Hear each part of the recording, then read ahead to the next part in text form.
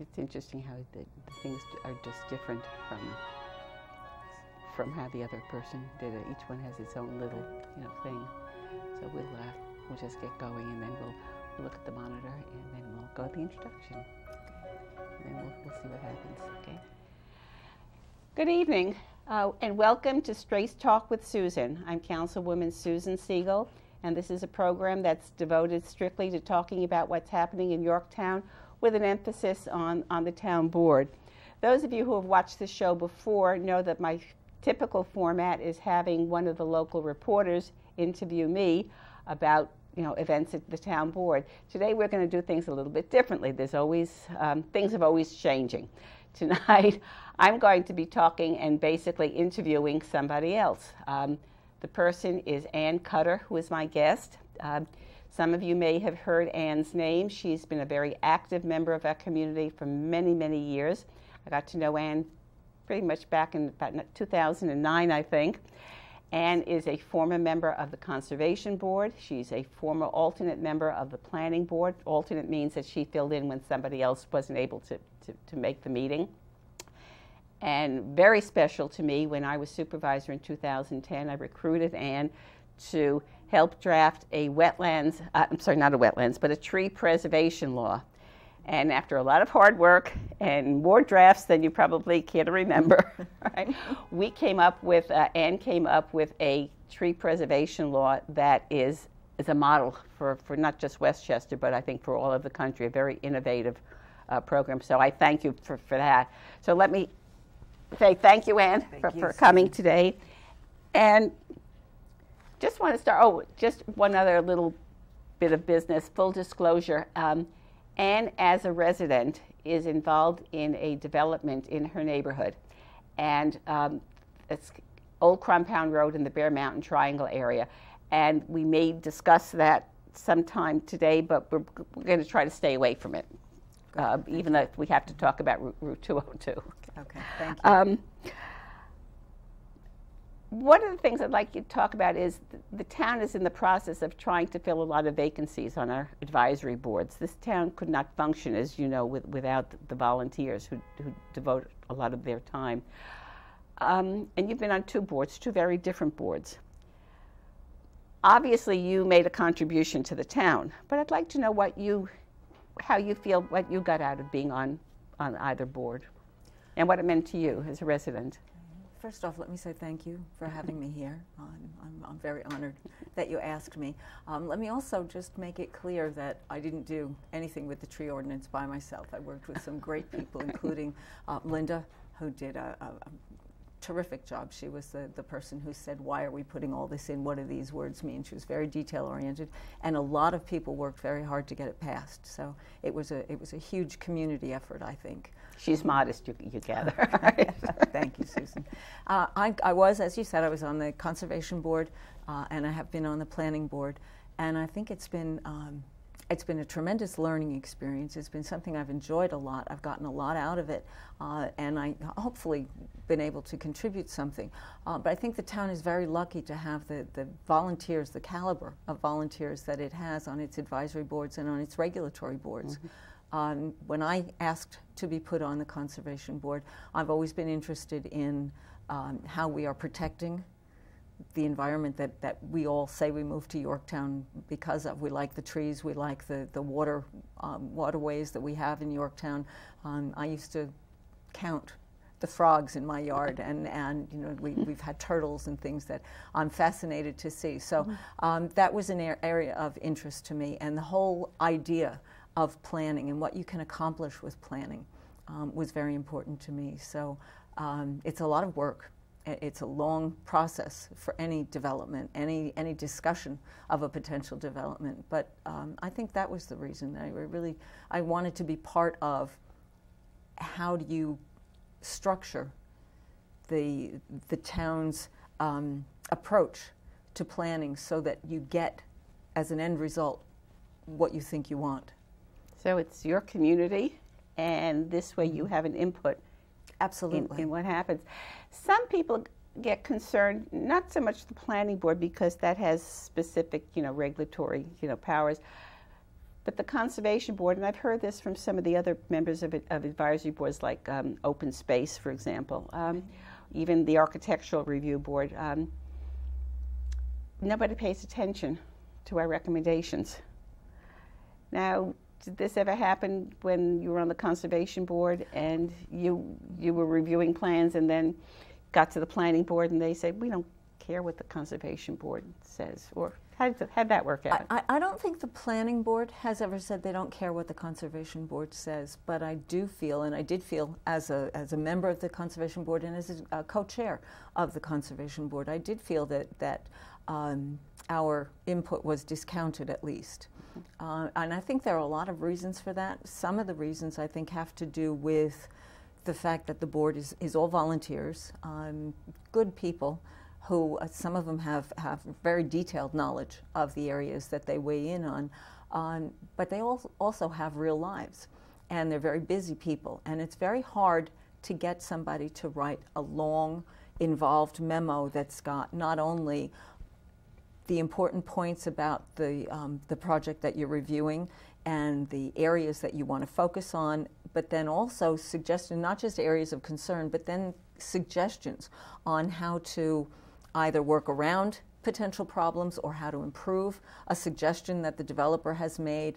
It's very, very hard to find people to take the time to write those things down, the people who have the expertise to weigh in on them most. Conservation Board, unlike the Planning Board, has, other than a part-time secretary who's a wonderful person, they don't have the access to staff at their meetings and to help with the memo drafting that the Planning Board has. Planning Board has, they've got the Planning Department, which is now back up to 3 planners and the support staff. Nancy is very good at making sure everything flows properly. Robin, the assistant planner, is terrific. She used to write all our memos, as I understand it. Tom will be writing some of the memos now. The expertise of John. John's got the legal expertise. He's got his architectural background.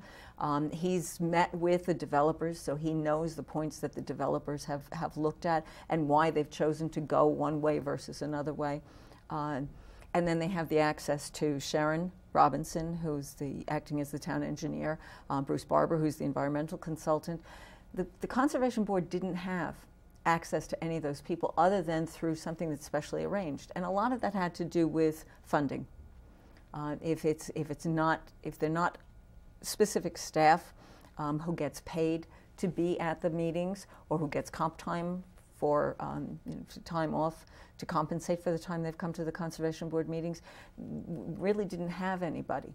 So we not only didn't have the expertise in helping to draft those memos, but we also were not aware of the discussions that had been happening in town.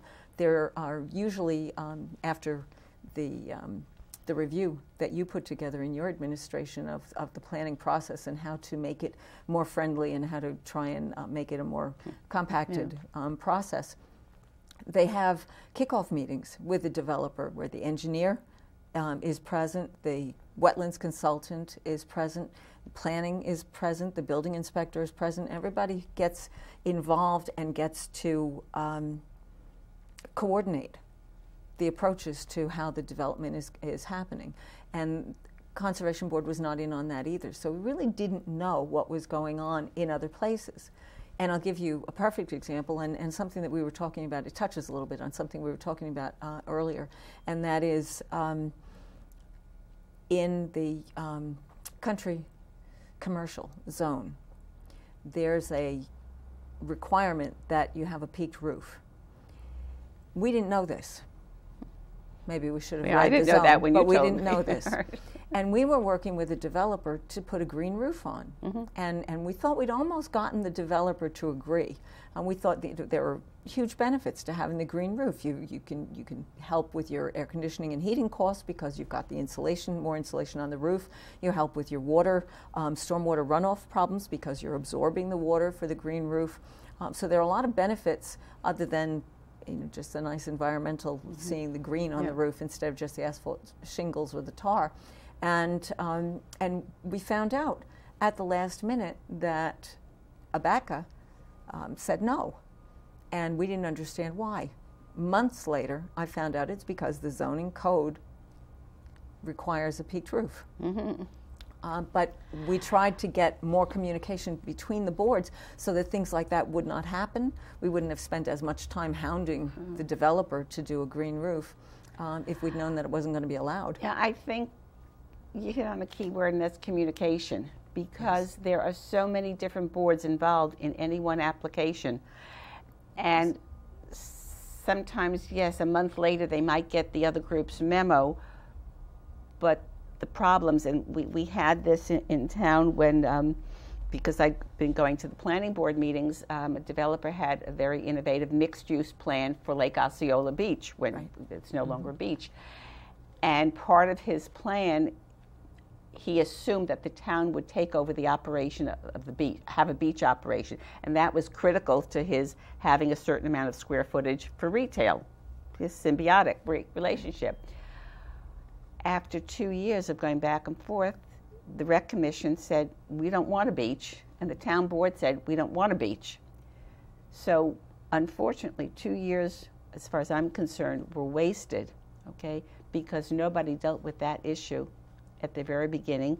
Would have said, do you or do you not want a beach? Okay, you don't want a beach, now I will redesign my project, which thankfully the developer is now going back to the drawing board and will come in with something else, because everyone wants something done at Lake Osceola, okay, and to the beginnings of a revitalization of the hamlet. So yes, I totally agree with you about, you know, the need for communication. That's kind of critical. And I'm now the liaison to the Conservation Board, and while I can't go to every meeting, I've told them if you have issues, make sure I know. And then I can always let you know, this is what's coming down at the town board. Make sure you get the referral so you can, you know, comment. I think that's so important. One of the things that we started doing when I was on the Conservation Board, I started going to the planning board meetings. I went to a lot of them anyway because I wanted to follow issues, but I started going to all of the planning board meetings so I could bring back the planning board perspective to the Conservation Board. And then when I went on to the planning board, I did the reverse. I went to the Conservation Board meetings for the planning board, and I think that's very helpful. But it's more than just that, because that's one board. You can't know what open space is doing unless you've got a member of open space on the Conservation Board, which we do right now, and that helps a lot. You can't know what ABACA has been talking about. Let me explain ABACA. We tend to talk in acronyms. Right. Architectural and Community Architectural Board. Advisory Board on Architecture and Community Appearance. Okay. Yes. Otherwise known as ABACA. I always get mixed up. Right. Yes. I think this is something I'm going to have to give some thought to and see. As you said, we started to improve this back when I was supervisor. I think you were involved in that process of streamlining this, and there have been a lot of the changes that continue on to this day. But there's always more that can be done. Absolutely, and one of the things that I consider to be one of our most important, most significant outcomes of that process was the discussion of the need to educate the people who are going to come in representing the developers to the town board about the process. Oh, absolutely. So many times we've seen developers come in who don't know what we need, who have expectations that don't match the town process at all. And so you go back and forth for months, and we can both identify several. Absolutely. Yes. And it's a waste of everybody's time. And it's not because we don't want to be cooperative. It's that New York State has laws about how we review land use decisions. SECRA is a very detailed process. And I'm still learning a lot about it. We have in town, we have rules about how we review, not just about how the developer can develop something based on what the zoning ordinances say, but there are also rules on the review process itself. And I believe we need to do a lot more to educate our users, the process users, to what we expect. And one of the things we tried to do as part of the process that you undertook was to do some more checklists, make sure that the checklists, because the planning department had some, Conservation Board had done some years ago, but we really didn't use them. We tried to update those checklists and make sure that they were available for people so that they would understand what we were going to ask for. because I think that helps to avoid surprises at the last minute too. Oh yeah, we forgot to tell you need this, and that doesn't make anybody happy with what happens in town. So I think education is a big piece. Yeah, I'm glad you brought that up, because frankly I am so tired of hearing it said that the town was business unfriendly, which I think hasn't been true for many, many years. I know certainly back to when I was supervisor and worked with a very bipartisan board, and we worked closely together, of educating the applicant. Some are very sophisticated and they just know exactly what to do, but it's the uneducated one. And I remember talking to one applicant, and he said basically he was taken for a ride by his architect, who was just churning fees, okay, because the applicant had no way of knowing it. And then it even goes beyond that. Once you get your approval, then you typically have to go to the building department for a permit. Right. And again, if the applicant, if the architect or the engineer who's ever getting the building permit for the property owner doesn't know what documents, doesn't submit the right documents, the applicant, the store owner who's doing a modest renovation, says, the town is such a problem. Okay? The town is holding me up. The town is holding me up. When it's the architect or the engineer who hasn't submitted the very basic documents that state law requires. Right. So it's a two-edged, sword. It is, and I would go further, and I would say that I think that the other stakeholders in the process, the people in the public who are interested, whether they're neighbors of a development, whether they have a vision of the town that they would like to follow when they see a development come in, I think they need to understand what the process is too. I've keep advising people, don't wait until there's a public hearing, because most of the decisions have been made. Come in at the beginning of the process when you first see it on a work session agenda, and you can sign up with the town to get copies of the agendas ahead of time so you know what's coming, when the meetings are, where they are. Staff is always wonderful about answering questions and helping you understand, helping you get access to papers or to any of the materials that the developer submits. But if you come in the beginning, you hear the questions that are asked, you hear how the design evolves as the town talks about its concerns and the developer talks about why it wants to do things a certain way. If you wait until the public hearing, everything has really been decided, and it's just the formality before the board makes a decision. That's not to say that the town boards don't listen to the comments that the public makes, but it's a lot more complex to try and change a plan at that point than it is to be involved early on.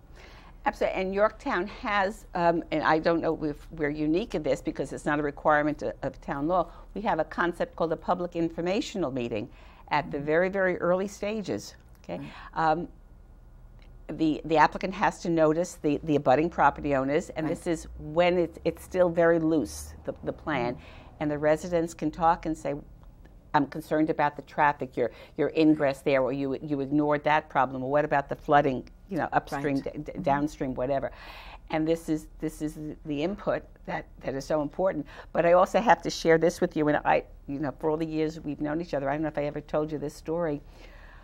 I came to Yorktown in 1970 and joined the League of Women Voters, which was a very active group then. And I was involved in planning and zoning. One of the first projects I worked on was writing a little booklet that explained the planning process and trying to have people understand at what part of the process they could have input.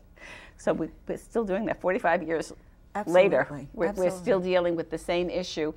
And I think more and more people now do get the agendas and do come. And I wish more people would come to the planning board. Yes. And as you know, the planning board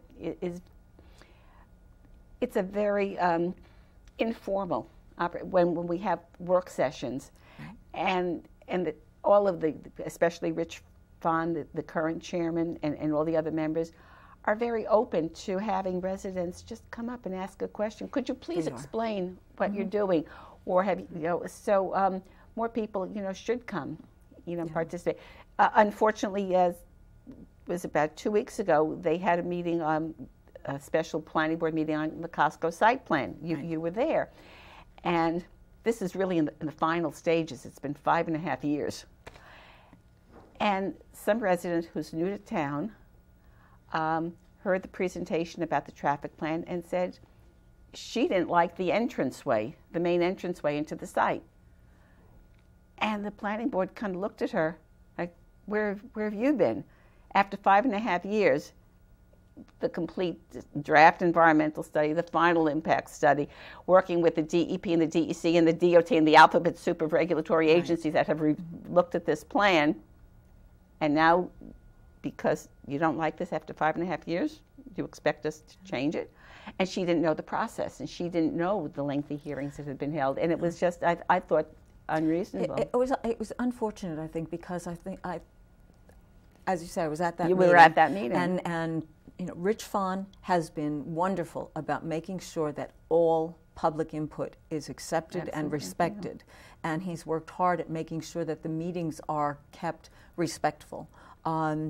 Before Rich, Dave Krause. Dave Krause was very generous about allowing the public to provide input at work sessions, making sure that the public had an opportunity to comment whenever anything was being discussed about a project that they were interested in.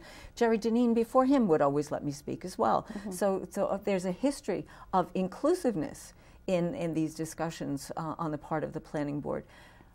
But I also think that somebody coming in cold who doesn't know, who has been involved somewhere else, as I believe this woman was, without realizing how different the process is in New York because of SECRA, because of the state law requirements. The State Environmental Quality Review Act governs how all of these things happen.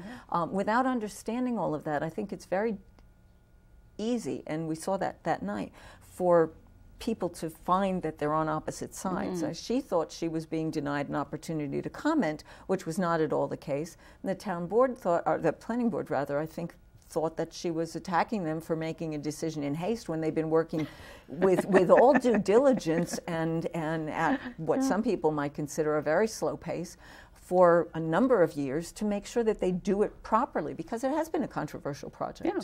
And it's turned out to be a much better project now because of the early input of residents. Absolutely. And I think the planning board would be the first group of people to acknowledge that. And I've heard Rich Fahn say that the input from the public has made it a much better project.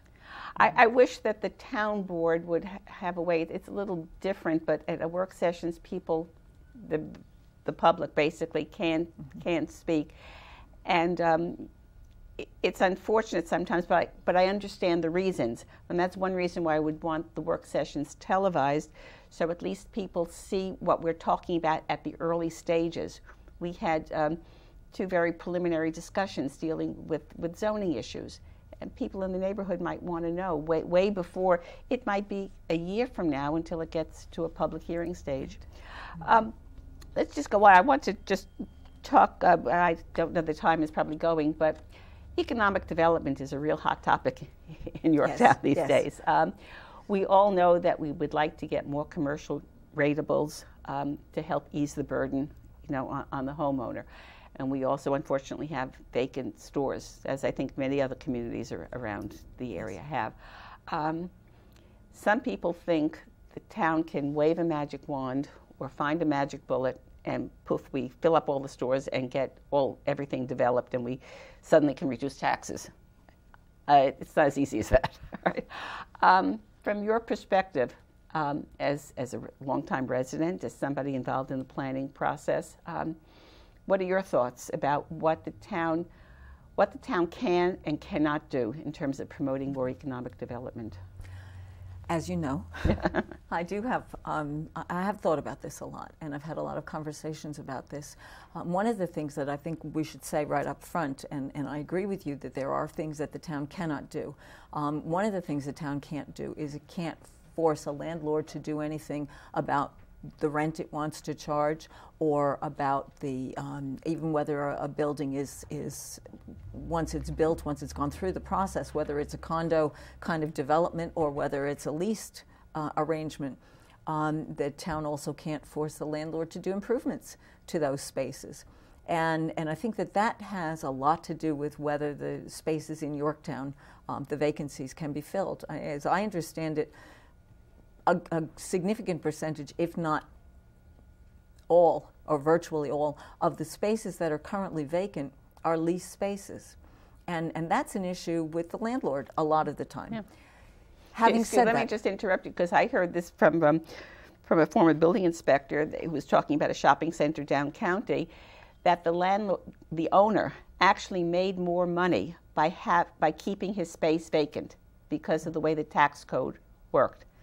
So you can't tell a landlord, fill it and lose money. He Right. wants to keep it. It's in his best interest. So these are the quirks. Yeah, absolutely. But there are things I think that the town can do. Having said that, acknowledging that that's a big issue, I think there are things that the town can do. For one thing, I think when there's not a lot of development interest before the town boards, I think the town can do things to prepare sites that it wants to see either redeveloped or developed if they're vacant spaces. The town can look at what the zoning is, for example, and see they've got a master plan. The town has done a master plan. I was involved in that process. It went on for a number of years. It built on the Sustainable Development Study for the 202-35 corridor. And so that's a well thought out process that had a lot of community involvement, and they put together some broad guidelines of what the town and its citizens want to see going forward in the town, recognizing that we don't have a lot of vacant spaces that can be developed other than steep slopes and wetland areas. That's an interesting point, because we really have very little. Right, exactly. State land is one, and maybe at the corner of Lexington Avenue and 202. Right. There's one small parcel on Route 6 between Hill and Lee where power lines are. Right. Those are about the major things. There are a few, very small, maybe 1 acre Right. commercially zoned parcels. But yeah, so we can't talk about major. And the areas that you have mentioned, especially the State Land Corp, that has its environmental constraints, those things, the comprehensive plan thought about what we wanted to see in there as a town. And so the town, there's some steps that I believe the town can and should be taking to prepare for development in there before a development proposal comes before the town, and that would include things like, is the zoning appropriate? State Land Corp has been rezoned, so that's not a question. But what kind of development does the town want to see in there? There's a concept called form-based codes, which, and I'm not an expert on it, I struggle to understand it because everything I read is in, jargon of the industry, so I'm not sure I'm very good at translating it. But as I understand it, it's a way to develop a visual image of what the town wants to see, so that the way the site interacts, the way the users of the site would interact between the private spaces, privately owned spaces, and the public spaces, how that interaction works, what kind of storefronts do we want to see on the building. Wrap this up, but I think what you're saying, and we've had this discussion before, is being forward-looking, creative. Yes. Some would call it thinking out of the box. Okay, you just don't do rigid things, and it needs some more thought. So it's a combination of what we can do, what we can't do, and being realistic and working together. And persistent and absolutely. And I would just add very quickly that the town has some tremendous talent on staff and in its volunteers. And the town should be taking advantage of that. As I said, in the down times, the slower times, when there aren't as many development proposals in front of the town, when staff maybe has more time, they should be looking at things like that. And I think they do. Let me thank you so much for coming today. Thank you for multiple things. One, thank you for your continued involvement in the town, and I didn't say this, but in addition, even though Ann is no longer on boards, she is a very frequent presence at town board meetings and is not shy about speaking out. If you want more sidewalks, more handicap parking, more cleanup of shopping centers, Ann is your person, and she has made some differences, especially in the Staples Shopping Center that I know about. So people do listen when you speak up. So I think that's one of the things I'd like people to take away from our chat today is be involved. It doesn't take a tremendous amount of hours, okay? But if you're concerned about your town, well, do something about it, okay? Just don't sit back and complain because you can be effective. Ann is a perfect example of somebody who can be effective. We haven't solved all of Yorktown's problems today, we have to have you come back for hours and hours to talk some more. But this was a good.